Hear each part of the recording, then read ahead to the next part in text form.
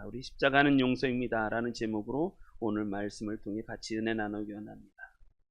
우리가 이제 사순절을 시작했고 첫 번째 주일입니다. 이 사순절에 우리가 꼭 반드시 외워야 할 말씀이 있습니다. 이 말씀은 이번 사순절을 통해서 반드시 그 순서와 이 말씀을 꼭 외우셨으면 좋겠습니다. 자, 우리가 외워야 할 말씀은 어떤 거냐면 가상칠언이라는 말씀입니다. 가상칠언. 예수님이 십자가에서 마지막 운명을 하시기 전에, 예수님이 돌아가시기 전에 7마디 말씀을 하셨습니다. 자, 그 말씀이 무엇일까요? 7가지 말씀입니다. 자, 뭘까요? 생각나는 대로 순서랑 상관없이 7가지 말씀. 벌써 끝났습니까? 다 아직 시작도 안 했는데 다 이루었다. 벌써 다 끝났으니까 다 할렐루야, 믿음이 좋습니다. 벌써 끝 다 이루었다. 아직 많습니다. 자, 순서하고 상관없이 자, 다 이루었다. 벌써 끝나고 시작합니다. 자, 다 이루었다. 또 뭐가 있을까요? 7가지 말씀. 오늘 말씀. 아버지, 저들의 죄를 사하여 주옵소서. 저들이 하는 일을 알지 못합니다. 이 말씀 2개. 아직 5가지 남았습니다. 여자여 보소서, 아들이니이다. 보라, 내 어머니라. 그렇죠. 요한에게 하신 말씀. 3가지 남았습니다. 4가지 남았습니다. 그렇죠. 한평강도에게 말씀하시죠. 주님 나라가 임하실 때 제 이름을 기억해 주십시오. 내가 오늘 나와 함께 낙원에 있습니다. 자, 아직 또 있습니다. 엘레일리 라마 사박다니, 나의 하나님 어찌하여 나를 버리십니까? 내가 목마르다. 마지막 하나. 또 뭐가 있죠? 이 마지막 하나가 마지막 말씀. 7번째 말씀. 다 하고 7번째 말씀이 하나 남았습니다. 다 이루었다가 6번째 말씀입니다. 그리고 나서 마지막 말씀을 하고 예수님이 돌아가십니다. 그 마지막 말씀 뭘까요?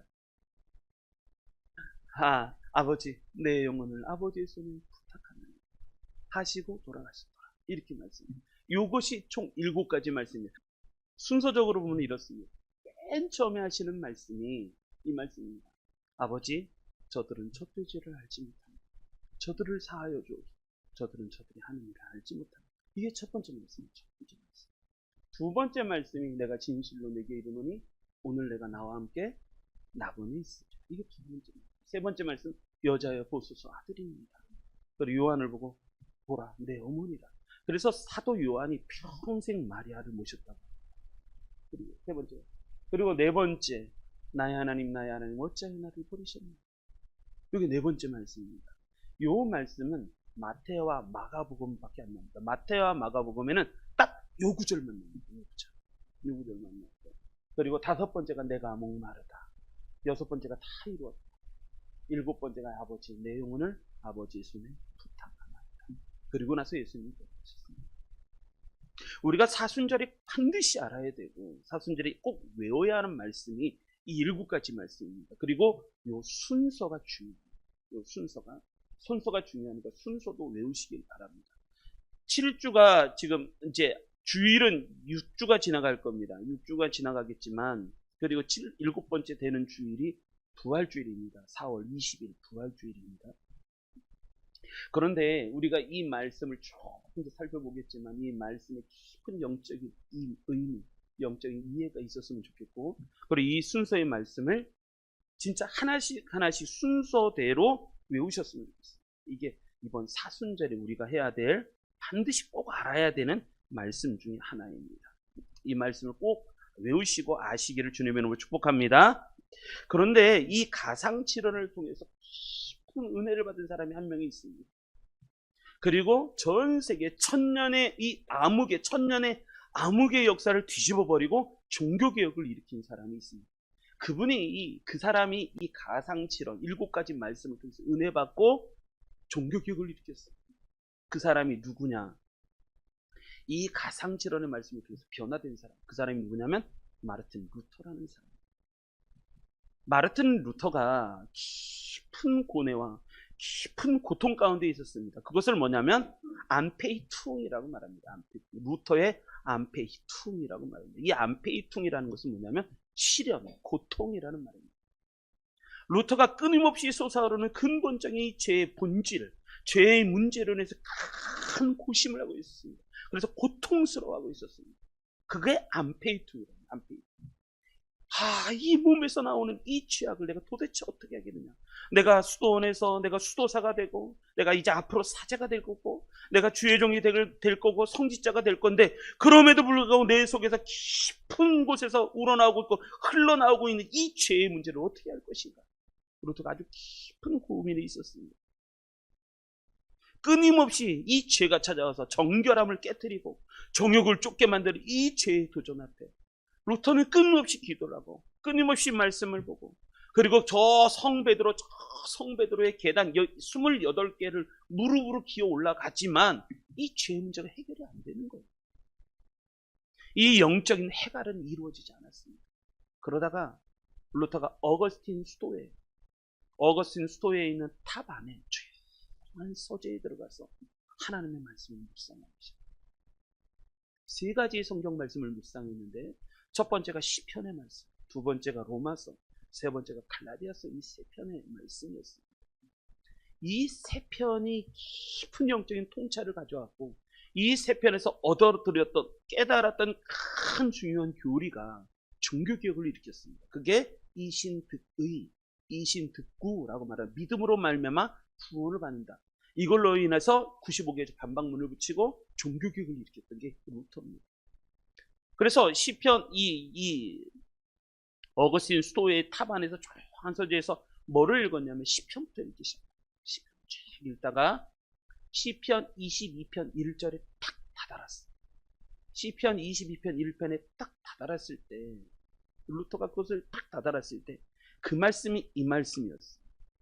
이 말씀. 내 하나님이여, 내 하나님이여, 어찌하여 나를 버리셨나이까? 어찌 나를 멀리하여 돕지 아니하시오며 내 신음소리를 듣지 아니하시나이까? 내 하나님이여, 내가 낮에도 부르짖고 밤에도 잠잠하지 아니하오나 응답하지 아니하시나이까? 이게 다윗의 고통이었고, 다윗이 깊은 고통 속에서 시편 22편을 적으면서 내 하나님이여, 내 하나님이여, 어찌하여 나를 버리셨나이까? 이 말씀을 막 읽을 때, 이 말씀이 어디에서 했던 말씀이에요? 예수님이 십자가에서 하셨던 말씀. 엘리 엘리 라마 사박다니. 이 말씀이죠. 내 하나님이여, 내 하나님이여, 어찌하여 나를 버리셨나이까? 이 말씀을 딱 읽는 순간에 루터가 충격을 받았습니다. 충격을 받으면서 누가 떠올랐냐면, 이 말씀이 누가 했어요? 예수님이 십자가에서 달려 돌아가기 전에 7가지 말씀 중에 한 말씀이셨죠. 이 말씀을 깊이 하면서 뭐를 깨달았냐면, 예수님이 버림을 받았다는 걸 깨달았어요. 하나님, 내 하나님이여, 내 하나님, 어찌하여 나를 버리셨나? 이게 예수님의 고백이었고 고통이었잖아요. 루터가 깨달은 게 그거였어요. 예수님은 왜, 그리스도께서는 왜 절망을 맛보셨을까? 그리스도는 약하지도 더럽지도 그리고 되지 못하는 입이 거칠지도 않으셨는데, 그런데 왜, 무엇 때문에 예수님은 이와 같은 깊은 슬픔에 사로잡혔을까? 왜 예수님은 이런 고백을 했을까? 이것이 루터의 질문이었습니다. 그럴 때 루터가 깨달은 게 뭐냐? 예수님의 안페이투, 예수님의 깊은 고통, 깊은 시련, 이것을 깨닫기 시작을 합니다. 그리고 나서 예수님이 왜 그러셨을까? 한참 묵상을 하고 말씀을 보다가, 예수님은 죄가 없으신 분이신데 우리를 대신하여 죄가 되시고, 그렇게 함으로써 우리와 한 몸이 되셨어. 인간의 몸을 입으시고 우리와 한 몸이 되셔서 우리가 받는 모든 소외가, 배척, 오히려 채찍질, 가시면류관, 못질보다 더 지독한 배척을 받으시면서, 하나님의 이조차도 배척을 받으시면서, 여러분 아십니까? 엘렐릴라마 사박단에 했던 날이 깜깜한, 하나님조차도 예수님 보지 않으시려 깜깜한 어둠이 난, 우리와 같은 몸이 되셔서 예수님이 하나님으로부터 버려진 그 고통, 예수님의 안페이통, 자기가 겪고 있었던 시련과 고통, 안페이통을 예수님이 그걸 겪으시는 거예요. 그리고 그 고통을 우리를 위해서 같이 일체감으로 그것을 지시고 십자가에 죽으셨어요. 거기서 루터는 예수님의 새로운 모습을 발견합니다. 십자가의 의미를 크게 발견합니다. 그리고 나서 예수님의 그 십자가의 고통으로 인하여 내 죄가 사해지고 예수님이 부활하심으로 그 의가 내게 전가됐다. 그래서 그것을 믿는 자마다 새로운 의로움이 임한다. 그래서 이신득의라고 말을 하죠. 그래서 종교이익을 일으키는 큰 영적인 깨달음을 얻습니다. 그래서 루터의 신앙의 핵심은 뭐냐? 십자가 신학입니다. 십자가 신학. 오늘날의 신앙의 위기는 십자가 신앙의 위기입니다. 예수님을 믿는데 십자가를 닮아있지 않아요. 하나님을 사랑한다 말하지만 십자가의 모습이 그 속에 없어요. 내가 제대로 신앙생활하고 있는지, 내가 제대로 예수님을 믿고 있는지 그걸 뭘로 아느냐? 외치는 소리가 아닙니다. 그 사람이 십자가를 닮아있는가? 그 십자가의 모습을 닮았는가? 여러분, 십자가 없이는 그리스도의 진리도 생명도 능력도 복음도 없습니다. 설명할 수가 없습니다. 십자가 없는 신앙은 생명도 능력도 없는 껍데기 신앙이 지나지 않습니다. 우리가 왜 깊은 하나님의 마음과 하나님의 사랑을 왜 못 깨달을까? 그것은 이유는 분명합니다. 십자가를 이해하지 못해서 그렇습니다. 십자가를 깊이 체험하지 못해서 그런 거죠. 왜 우리는 끊임없이 흔들리면서 세상을 쫓아갈까? 세상이 왜 그렇게 흔들리며 살아갈까? 분명한 이유는 우리가 아직 깊은 십자가의 의미를 알지 못해서 그렇습니다. 십자가를 깊이 체험하시기 바랍니다. 이번 사순절은 무조건입니다. 무조건. 십자가를 깊이 체험하시기 바랍니다. 진짜 신앙, 진짜 100%의 신앙, 정말 훼손되지 않는, 섞이지 않는, 불순물이 끼지 않은 진짜 순수한 십자가 신앙, 그 신앙을 정말 가지고 체험하고 우리 성도님들이 그 십자가의 은혜를 그를 누리시기를, 경험하시기를 주님의 이름으로 축복합니다. 그래서 키에르케고르는 이렇게 얘기합니다. 인생은 40부터가 아니다. 인생은 20부터도 아니다. 인생은 60부터도 아니다. 인생은 십자가로부터이다. 십자가를 느낄 때부터 시작된다. 십자가를 느낄 때부터. 실존주의 철학자 키에르케고르가 그렇게 얘기합니다. 자, 오늘 이 십자가 가상 7원의 첫 번째 말씀입니다. 첫 번째 말씀. 그리고 나서 이 십자가의 깊은 의미, 그 사랑을 체험하시고 잘 승리하시기를 주님의 이름으로 축복합니다. 자, 첫 번째 말씀이 뭘까? 우리 33절부터 34절까지 보겠습니다. 33절로 34절 읽겠습니다. 한 목소리로 이 두 절 읽겠습니다. 시작. 해골이라 하는 곳에 이르러 거기서 예수를 십자가에 못 박고 두 행악자도 그렇게 하니 하나는 우편에 하나는 좌편에 있더라. 이에 예수께서 이르시되 아버지 저들을 사하여 주옵소서. 자기들이 하는 것을 알지 못함이니이다 하시더라. 그들이 그의 옷을 나눠 제비 뽑을세. 아멘. 십자가의 영적 의미는 무엇일까? 오늘 말씀이 참 중요한 말씀입니다. 오늘 말씀을 내가 읽을 때에도 이 십자가에 진짜 십자가 아래에서 예수님을 보시면서 이렇게 그 예수님의 십자가에 못 박히시는 모습을 보면서 읽는 듯이 보시면서 느끼듯이 이 말씀을 읽었으면 좋겠습니다. 자, 먼저 이렇게 봅니다. 첫 번째 우리가 봐야 될 단어는 해골이라는 곳, 해골이라 하는 곳에 이르러. 이 해골이라 하는 곳에 이르러 거기서 예수님을 십자가에 못 박고 이렇게 설명합니다. 이 해골이라 하는 곳이 무슨 말인가? 예수님을 죽이기 위해 끌고 간 장소가 해골이라 하는 곳입니다. 곳. 이 해골이라는 것은 뼈의 자, 뼈골자잖아요. 죽은 사람의 살이 썩고 남은 뼈, 시체가 모든 다 썩어버리고 뼈들만 남은 곳. 그래서 해골이라고 하는 거예요. 해골. 히브리어로는 크라니온이라고 얘기하고 골고다, 아람어로는 골고다라고 말합니다. 골고다. 라틴어로는 갈바리아, 영어로는 갈보리라고 말해요. 우리는 갈보리라고, 이 영어입니다. 갈보리.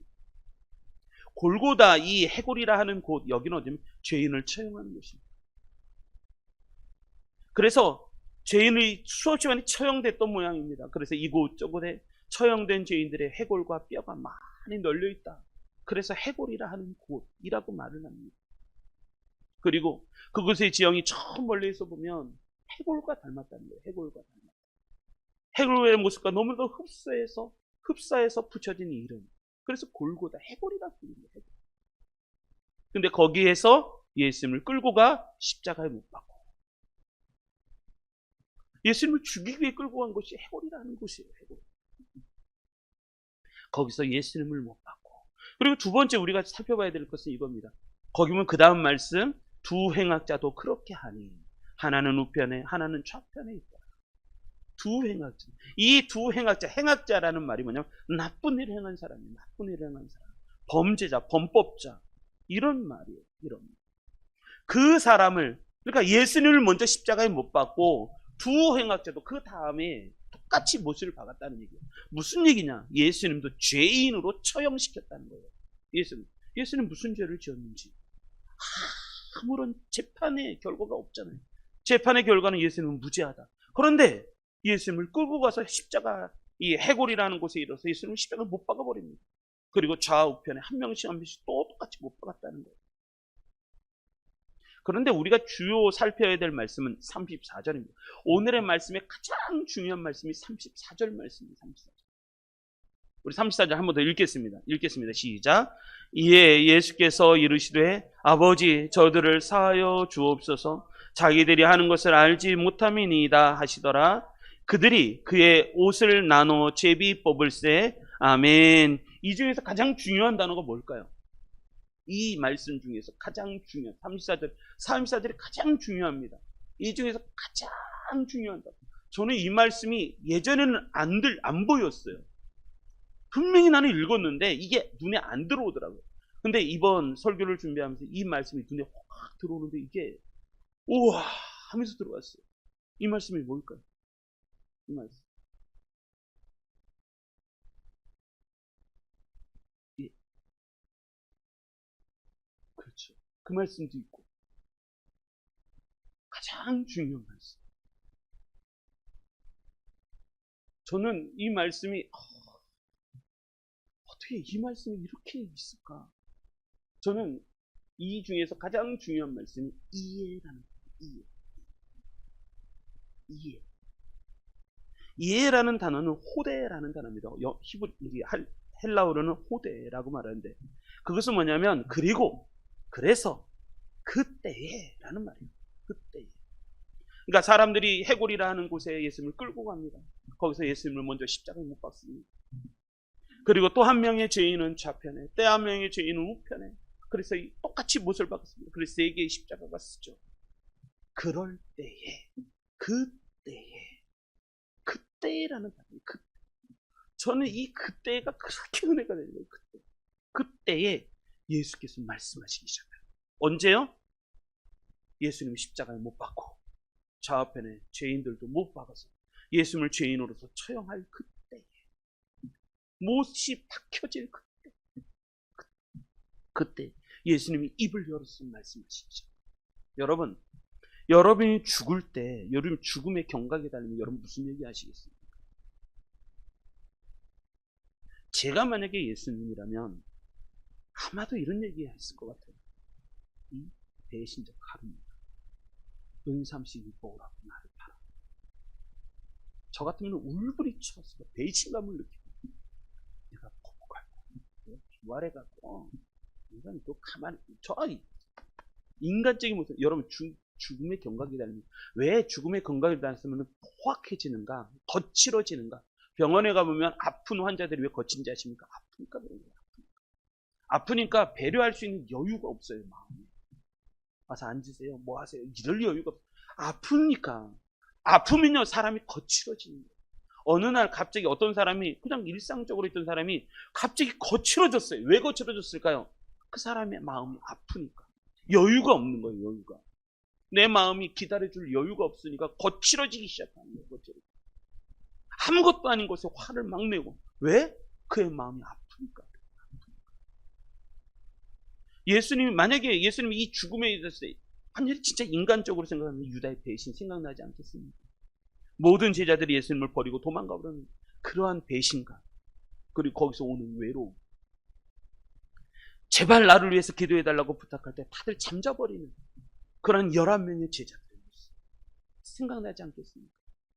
금방까지만 해도 종려나무까지는 흔들면서 호산나 다윗의 자손이여, 가장 높은 곳에서 호산나 하더라, 주여 우리를 구원하소서 외치던 그런 무리들이 조금 지나니까 바로 십자가에 못 박아서서 십자가에 못 박아서 외쳤던 그 군중들, 하나님의 일을 하겠다고 선택된 사람들이 메시아가 정작 왔을 때는 죽이기로 결의하고 작당하고 모의해서 결국 빌라도에게 넘겨버리는 그 유대인들, 제사장들, 아니면 예수님을 개패듯이 패며 가시 멸관을 씌우던 로마 군병들,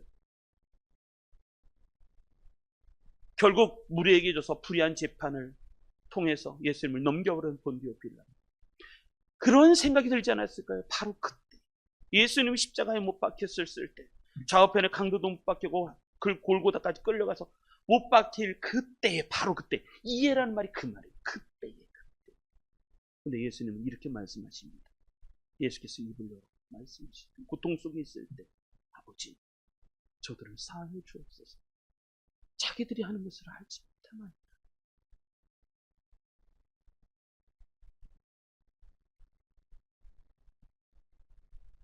이 사하여 주옵소서라는 말은 용서해달라는 거예요. 아버지, 저들의 잘못한 거 그것 좀 용서해 주십시오. 용서해 주십시오. 여러분, 과연 우리는 이렇게 할 수 있을까? 이렇게 할 수 있을까? 우리 인간은요, 그렇지 않습니다. 10원어치 누군가 나한테 잘못하잖아요. 난 100원어치를 갚아주고 싶어요. 인간. 칼을 갖고 나를 찾아왔잖아요. 그럼 나는 망치와 총과 수류탄을 던져서 보복하고 싶은 게 인간이에요. 근데 예수님은 그러시지 않은 거예요. 십자가에 못 박혀 달려 돌아가실 때, 못이 살을 뚫고 들어올 때 예수님 말씀하시기를, 아버지, 저들은 저들이 하는 일을 알지 못합니다. 저들의 죄를 사하여 주옵소서 라고 말씀하십니다. 근데 이 말씀은 뭐냐? 기도입니다. 기도. 아버지, 두 가지 기도가 이 안에 있는데, 아버지, 저들을 사하여 주옵소서. 저들의 행동을 사하여 주십시오. 그게 첫 번째 기도. 또 한 가지 기도는 이겁니다. 저들은 알지 못합니다. 이게 무슨 얘기인가? 저들은 알지 못하나이다. 저들은 연약해서 지금 이렇게 행동하는 게 무슨 일인지 깨닫지 못하고 있다는 거예요. 깨닫지 못하고. 저들이 다 연약해서 그렇습니다. 아버지. 죄인이기 때문에 그럴 수 있지. 죄인이기 때문에 그럴 수 있지. 그래서 용서해야 됩니다. 저들은 알지 못해서 그런 거니까. 죄인이기 때문에, 연약하기 때문에, 인간의 이치 때문에, 연약하기 때문에, 그래, 그럴 수 있지. 그러면서 그들의 죄를 용서해달라는 거예요. 그래서 십자가는 무엇을 말하는가? 십자가는 용서입니다. 첫 번째 예수님이 말씀하신 그 깊은 의미는 뭐냐면 용서의 의미가 있습니다. 용서. 그게 예수님의 기도였어요. 아버지, 저들을 용서해. 그런데 그 다음서부터 35절, 그 다음서부터 이렇게 얘기합니다. 또 34절에 보면 이렇게 얘기합니다. 그들이 그의 옷을 나눠 제비를 뽑으세요. 그 밑에서 그 달에 하는 일은 뭐냐면 나눠서 제비를 뽑는 거예요. 예수님 옷 갖고 제비를 뽑는 거예요. 제비를 뽑는 거예요. 그리고 나서 그 다음에 35절, 더 나아가 이번에는 백성들은 이렇게 얘기합니다. 백성은 서서 구경을 합니다. 구경. 구경한다는 얘기는 무슨 얘기냐? 방관자라는 거예요. 방관자. 예수님이 십자가에 달려 돌아가시고 있는데 방관은 구경하고 있는 거예요. 양팔 끼고. 구경꾼.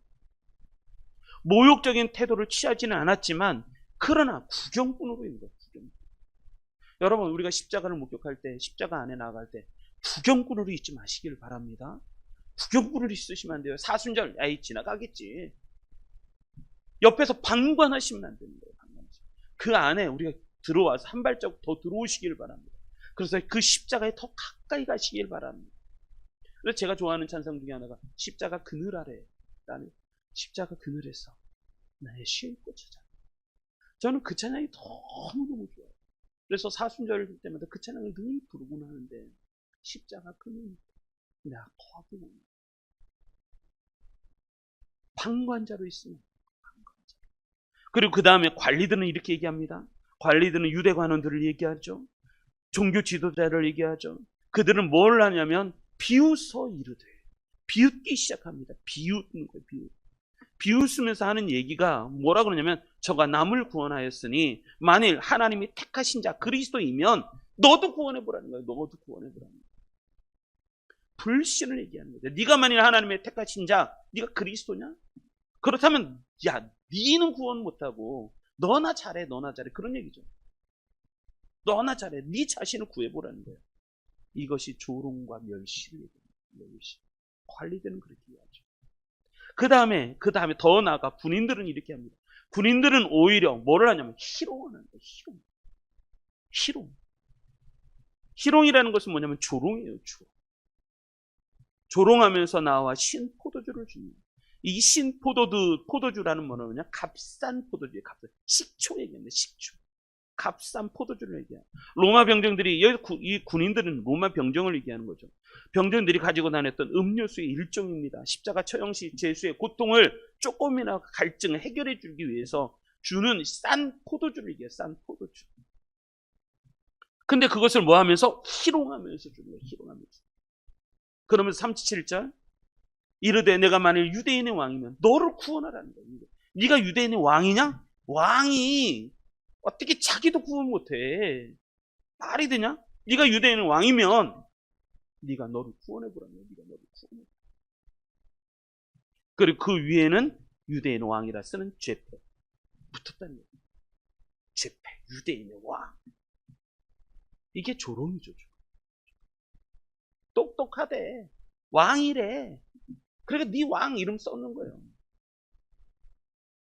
죄패죠. 죄. 멸시죠. 모욕이죠. 예수님은 그렇게 했어요. 그런데 이 말씀이 큰 거예요. 아까 얘기한 그 말씀, 아버지 그들이 하는 일을 알지 못하나이다. 그들을 용서하여 주옵소서, 사하여 주옵소서. 근데 이 말씀이요, 시세로 보면 진행형입니다. 진행형이라는 것은 무슨 얘기냐면 한 번만 한 게 아니라는 거예요. 한 번만 한 게 아니라. 그러니까 몇 번이고 반복해서 얘기했다는 거예요. 첫 번째 말씀을 한 번 딱 해서 끝난 게 아니라, 예수님이 십자가의 오른손을 탁 못 박을 때, 십자가의 오른손을 한 번만 못 박겠어요? 딱! 이게 패션 오브 크라이스트에 보면 예수님을 십자가에 못 박는 장면이 나옵니다. 십자가 위에 있습니다. 이것을 못 보여주니까 위에 카메라를 아래에서 잡았어요. 아래에서. 손이 있는데 손을 딱 봤습니다. 근데 손이 그 두꺼운 나무를 뚫고 밑에 이게 그 못끝이 쫙 빠져나옵니다. 그런데 못끝에 피가 쫙 흘러 같이 나오는 거예요.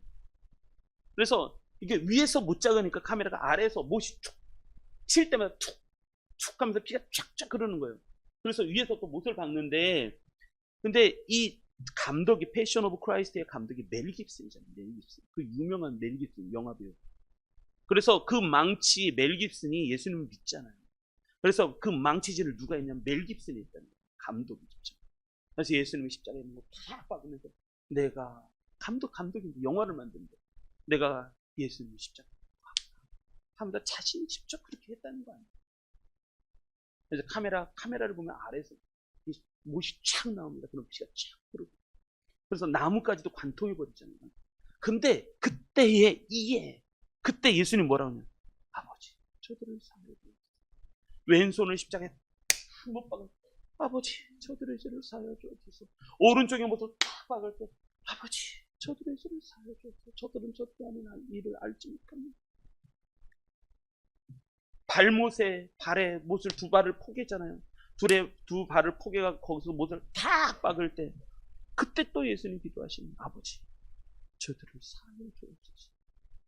장자가 뒤틀리고 온몸에서 피가 역류하는 그 고통, 처절한 아픔이 있는 그 절정의 그 부분에서 예수님 또 기도하시는, 아버지, 저들을 용서하여 주옵소서. 저들이 하는 일을 알지 못합니다. 왜 그랬을까요, 예수님? 이것이 하나님의 마음. 이사야서에 보면 이 예언이 있었습니다. 이사야서에 보면 패션 오브 크라이스트라는 영화에 보면 이 사진, 이 장면이 나오는데 저는 이 장면이 너무 가슴이 아픈 거예요. 가슴이 아픈 거예요. 군병은 못질하지, 조롱하지. 그리고 무리는 군중들은 다 구경꾼으로 있지. 유대 관원들은 다 멸시하지. 네가 유대인이 왔냐, 네가 유대인이 왔냐. 패션 오브 크라이스트라는 영화를 꼭 한번 깊이 좀 한번 보시고, 아이들은 어렵습니다. 아이들은 너무 잔혹해서 안 됩니다. 어른들은 보셔도 될 것 같습니다. 어른들도 참 끔찍하긴 한데 그래도 한번 보셨으면. 왜냐하면 거의 실사와 다름없습니다. 이사야서엔 예언이 하나 있었습니다. 700년 전이죠. 그러니까 이사야 선지자 때나 이사야 선지자 때 5명의 선지자가 그 시대에 있었는데 그 시대에 북이스라엘 누가 있었냐면 호세아가 있었습니다. 호세. 이사야 선지자가 그 유명한 선지자잖아요. 남유다.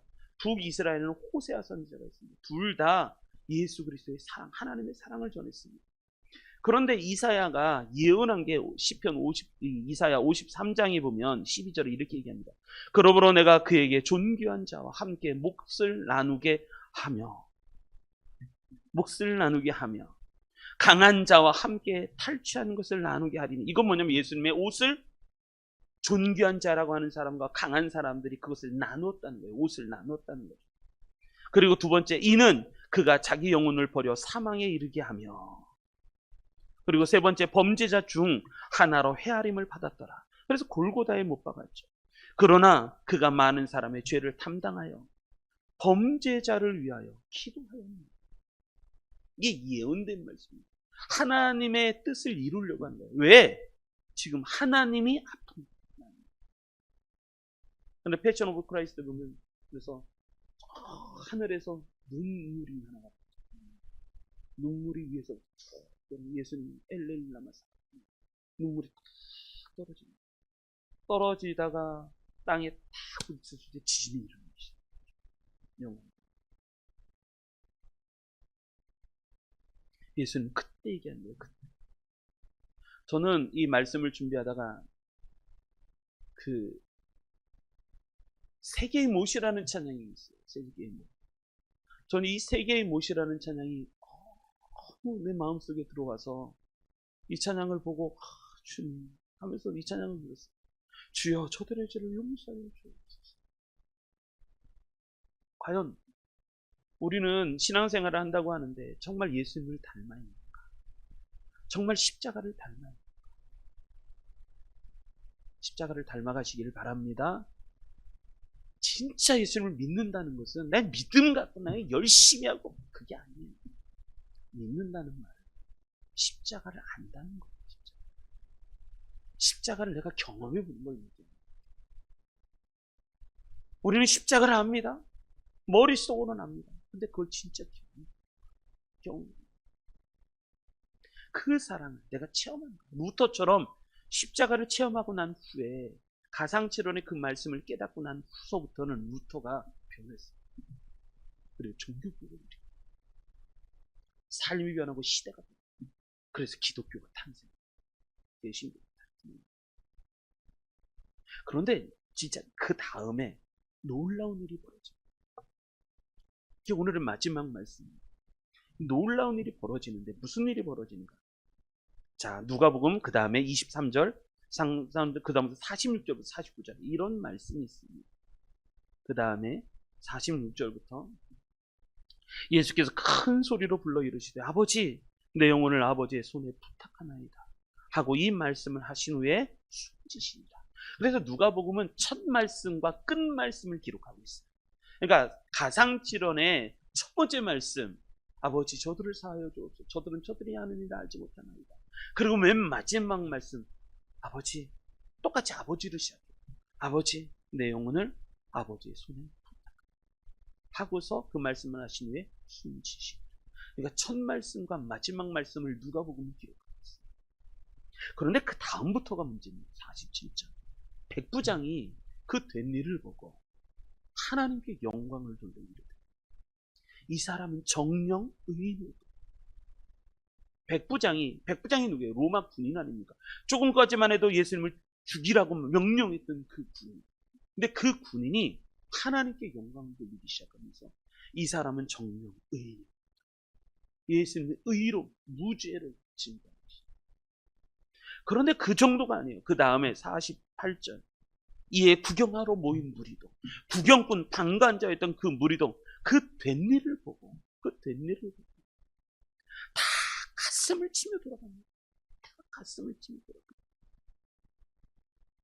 49절, 예수를 아는 자들과 갈릴리로부터 따라온 여자들도 다 멀리 서서 이 일을 보니라 라고 말씀합니다.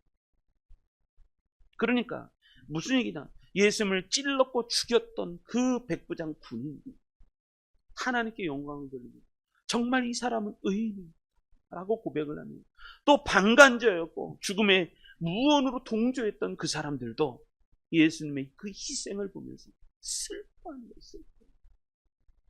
나중에 이 사람들이 베드로가 성령 받고 나서 첫 설교를 할 때 다 하나님 앞에 회개하며 돌아와요. 이 사람들이 돌아와요. 여러분, 놀라운 일들이 보죠. 십자가의 놀라움. 그래서 여러분, 십자가는 은혜고 능력입니다. 세상은 이러지 않습니다. 세상은 내게 유익이 없으면요 다 잘라버립니다. 내게 이익이 없고 무관심합니다. 내게 유익을 주지 않으면 무관심하고, 오히려 나한테 손해를 끼친다, 나를 죽이려고 한다, 그럼 보복을 합니다. 근데 예수님은 그러죠. 저들은 무슨 기도하고 하나님의 말씀을 순종하고, 한 번만이 아니라 계속 진행해 오죠. 계속해서 반복하여 주여 저들을 용서해 주십시오, 용서해 주십시오 말씀하는 사람입니다. 그 사랑을 알았던 사도 바울은 이런 결단, 사도 바울이 느꼈던 십자가는 어떤 십자가였는가? 고린도서 1장 18절에 이렇게 얘기합니다. 십자가의 도가 멸망하는 자들에게는 미련한 것이, 구원을 받는 우리에게는 하나님의 능력이라고 고백합니다. 그게 사도 바울이 느끼는 십자가였어요. 뿐만 아니라 고린도서 2장 2절에는 이렇게 얘기합니다. 내가 너희 중에서 예수 그리스도와 그가 십자가에 못 박힌 곳 외에는, 예수 그리스도와 그가 십자가에 못 박힌 것 외에는, 그가 십자가에 못 박힌 것 외에는 아무것도 알지 아니하기로 작정했습니다. 작정했답니다. 결단했답니다. 갈라디아서 6장 14절은 이렇게도 얘기합니다. 그러나 내게는 우리 주 예수 그리스도의 십자가 외에 결코 자랑할 것이 없으니. 사도 바울은 다른 거 자랑하지 않습니다. 똑똑한 거, 문벌 좋은 거, 어디 출신이고 공부하며 가방 끈긴 거, 아니요. 사도 바울은 십자가만을 자랑합니다. 내게는 우리 주 예수 그리스도의 십자가 외에 결코 자랑할 것이 없어.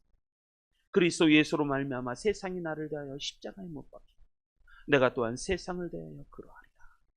유일한 자랑이 십자가였습니다. 자, 이런 은혜가 있으시기 바랍니다. 사순절입니다. 우리는 도대체 뭘 믿는가? 종교생활 하지 마십시오. 진짜 믿음으로 들어오시기 바랍니다. 들어오셔서 십자가를 만지십시오.